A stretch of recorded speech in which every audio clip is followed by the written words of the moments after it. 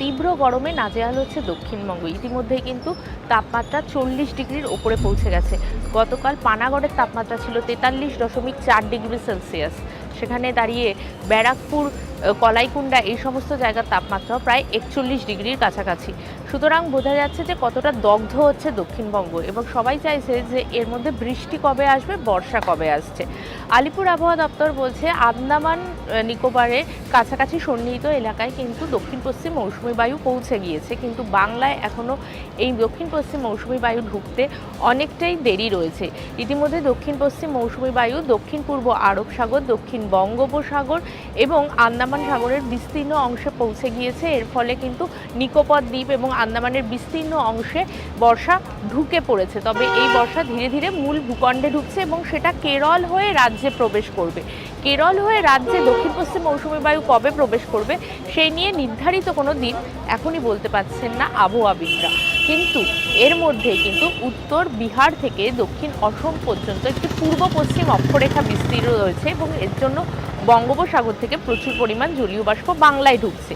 এর জন্য আগামী কয়েকদিন বিক্ষিপ্তভাবে বৃষ্টি হতে পারে দক্ষিণবঙ্গে। দক্ষিণবঙ্গে মূলত 2 চব্বিশ পরগনা, পূর্ব বর্ধমান, বাঁকুড়া, পুরুলিয়া, বর্ধমান, পশ্চিম মেদিনীপুর এই সমস্ত পশ্চিমাঞ্চলের জেলাগুলোতে বিকালের দিকে ঝড় বৃষ্টি হতে পারে বিক্ষিপ্তভাবে।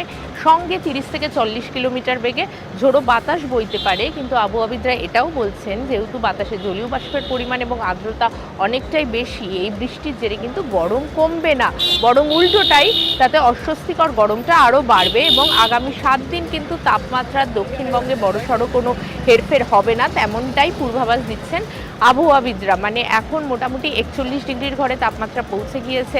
আগামী 3-4 দিনের জন্য তাপমাত্রা এর আশেপাশেই ঘোরাফেরা করবে, তেমনটাই মনে করা হয়েছে। তবে উত্তরবঙ্গে কিন্তু মনোরম পরিস্থিতি, কারণ গত সপ্তাহভর উত্তরবঙ্গে বৃষ্টি হয়েছে এবং উত্তরবঙ্গে কিন্তু এখনও বৃষ্টিপাতের পূর্বাভাস রয়েছে। মূলত জলপাইগুড়ি, আলিপুরদুয়ারে কিন্তু ভারী বৃষ্টিপাতের পূর্বাভাস রয়েছে।